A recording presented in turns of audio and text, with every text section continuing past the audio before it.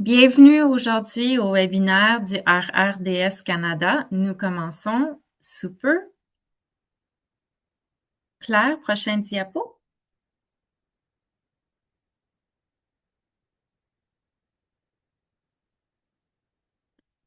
Bon, avant de débuter, je voulais juste vouloir reconnaître que les terres aujourd'hui sur lesquelles nous offrons cette présentation se situent sur le territoire non cédé et traditionnel de la nation Algonquin Anishinaabe. Nous étendons également cette reconnaissance à tous les territoires depuis lesquels vous vous joignez à nous aujourd'hui. Nous vous invitons à partager votre propre énoncé de reconnaissance territoriale dans le clavardage. Bon, cet événement sera enregistré et publié sur le site web du RRDS Canada. Pour des raisons de confidentialité, vous pouvez utiliser seulement votre prénom, un pseudonyme ou désactiver votre caméra. Les participants ne pourront pas prendre la parole directement, mais ils sont invités à poser leurs questions dans la boîte de dialogue tout au long de la présentation. Pour activer les sous-titres, cliquez sur l'icône « Afficher les sous-titres » dans la barre d'outils de la réunion. La présentation sera environ 40 minutes et sera suivie par une période de questions.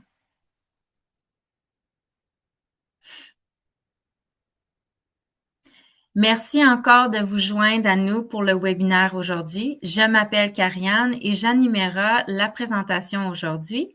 Je suis chef de programme pour l'équipe du guichet de soutien à l'accès aux données avec le réseau de recherche sur les données de la santé du Canada. Auparavant, j'ai travaillé à l'ICIS pour plusieurs années par rapport au développement des indicateurs.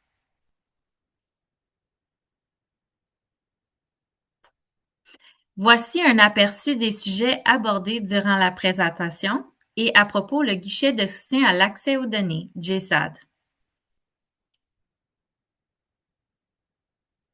Prochaine diapo. Pour débuter, je voulais souligner la mission du réseau de recherche sur les données de la santé du Canada, RRDS Canada, qui est de réunir les personnes et les organisations de tout le Canada pour une utilisation transformatrice et de premier plan des données sur la santé. Le réseau a été créé en reconnaissant les obstacles auxquels sont confrontés les chercheurs intéressés par la recherche multirégionale. En conséquence, le guichet de soutien à l'accès aux données, aussi reconnu comme GSAD, a été créé pour cibler un important objectif stratégique de développement et d'amélioration des services de soutien à l'accès aux données. Dans cette session, nous apprendrons comment le GSAD peut aider à naviguer le processus d'accès aux données et les services et outils centralisés disponibles. Le guichet de soutien à l'accès aux données est un portail centralisé de services d'accès aux données à l'intention des chercheurs et chercheuses qui ont besoin de données de santé multirégionales et de données administratives relatives à la santé au Canada. Le GSAD simplifie le processus d'accès aux données grâce à son formulaire de demande d'accès centralisé et harmonise les processus de demande de données conservés dans plusieurs répertoires partout au pays. Ce genre de recherche permet d'avoir une représentation accrue de la population canadienne, d'évaluer les tendances et variations à travers le Canada, de valider les résultats d'études dans différentes provinces et territoires, d'étudier des maladies rares et d'évaluer les impacts des données démographiques, politiques et d'intervention provinciale. Maintenant, je vous donne un aperçu du GSAD. Comme indiqué, le GSAD est un guichet unique pour les chercheurs et les chercheuses qui souhaitent accéder des données multirégionales. Environ 13 organisations au Canada sont membres du GSAD et collaborent pour faciliter les demandes de données. Parmi ces membres, on compte des centres de données provinciaux et territoriaux en Colombie-Britannique, en Ontario et plus récemment au Québec, incluant l'Institut de la statistique du Québec. Nous collaborons aussi avec des organisations pan-canadiennes comme l'Institut canadien d'information sur la santé et Statistique Canada. Le GSAD coordonne les échanges entre les équipes de recherche et les centres de données pour rendre les démarches d'accès plus simples et plus efficaces. Il est important de noter que les données ne sont pas stockées par le GSAD, mais bien par les centres de données qui sont membres de RRDS Canada. Nous continuons de respecter les lois et les politiques locales en matière d'accès et de publication des données.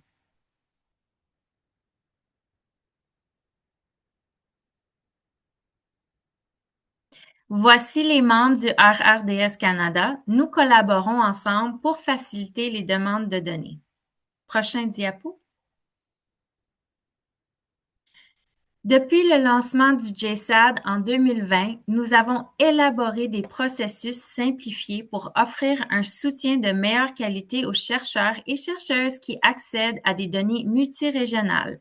Le GSAD simplifie le processus d'accès aux données en assurant une coordination et un soutien aux démarches tout au long du processus de demande d'accès, en offrant des ressources et des formulaires et des outils centralisés, en normalisant les différents aspects des processus d'accès aux données et en intégrant des solutions technologiques pour simplifier et automatiser graduellement le processus de la demande.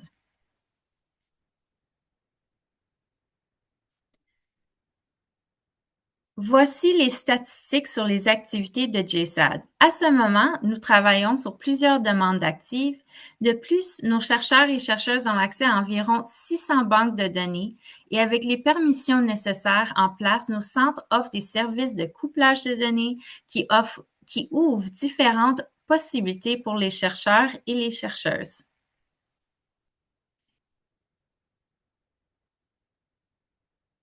Prochain diapo. Tel que mentionné, le GSAD peut faciliter l'accès et le couplage aux données stockées par ses organisations membres. Ce service couvre les données suivantes: données administratives, par exemple les sorties des hôpitaux, visites d'urgence, données de paiement des médecins, demandes de remboursement des médicaments, des données cliniques, y compris celles des dossiers médicaux électroniques, des données sociales par rapport à l'éducation, l'immigration. De plus, nous avons des nouvelles sources de données qui sont régulièrement mises à jour et nous travaillons avec les centres de données pour appuyer leur plan d'acquisition de données.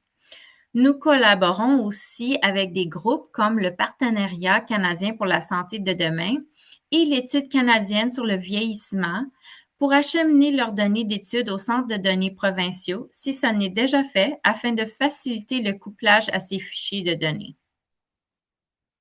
Prochaine diapo. Une banque de données qu'on voulait mettre en vedette ce mois-ci, c'est l'étude longitudinale canadienne sur le vieillissement, ELCV. Celle-ci contient un vaste ensemble de renseignements biologiques, médicaux, psychologiques et sociaux. Et plusieurs de nos organisations membres détiennent cette banque de données qui offre des possibilités uniques de recherche, particulièrement lorsqu'ils sont jumelés aux données administratives sur la santé. Par exemple, une étude appuyée par la GSAD a examiné la faisabilité de lier des données administratives à la cohorte de ELCV afin d'étudier la relation entre le vieillissement et la démence. Ce travail démontre comment les chercheurs et les chercheuses peuvent mobiliser diverses banques de données provenant de partout au pays pour répondre à des questions de recherche complexes. Le couplage de données de cohorte avec des données administratives ouvre de nouvelles avenues de recherche. Avec les approbations appropriées, il est aussi également possible de lier des données recueillies par les chercheurs et les chercheuses aux données administratives au besoin.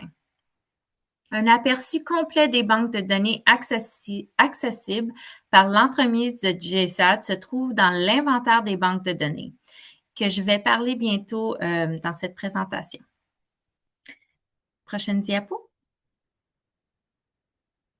Bon, voici notre processus et je vais passer et je vais expliquer toutes les différentes phases.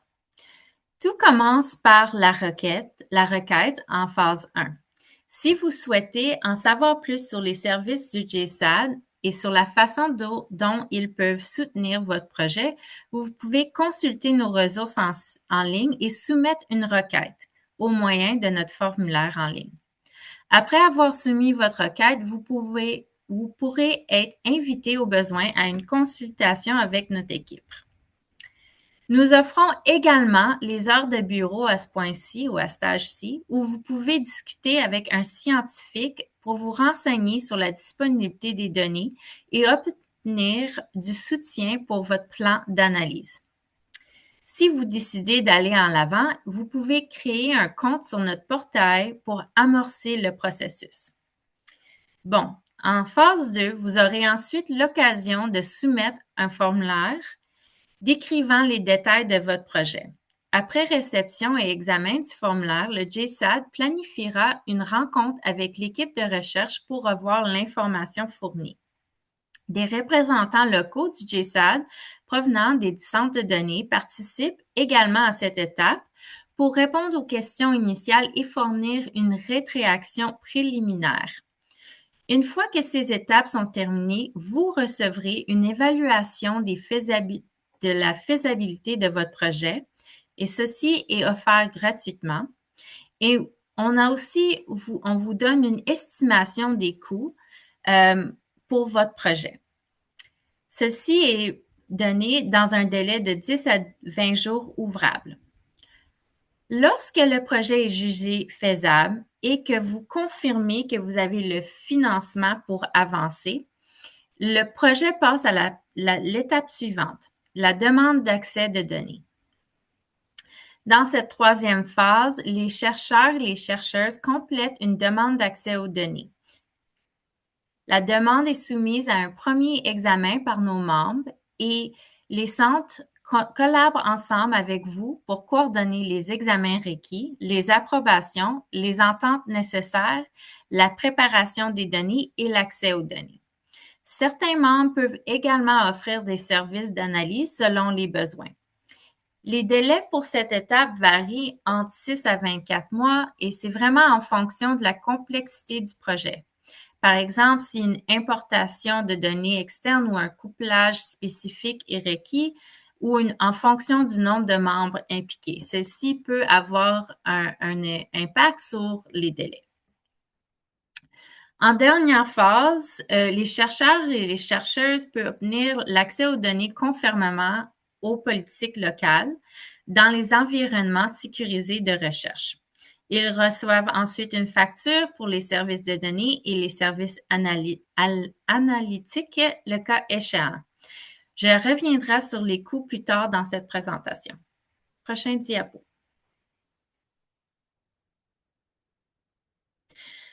Sur notre site web, c'est ici que vous pouvez communiquer avec notre équipe et soumettre votre demande.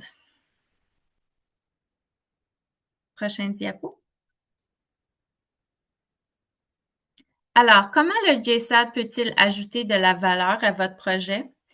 Bien, nous sommes ici pour vous aider et vous mettre à avoir accès à un réseau de confiance d'experts provinciaux et nationaux en données. Nous fournissons des évaluations gratuites de la faisabilité de votre projet et une estimation du budget. Nous offrons des lettres d'appui. Nous coordonnons des renseignements et vos requêtes. Nous vous mettons en lien avec des outils et des ressources pour élaborer votre projet.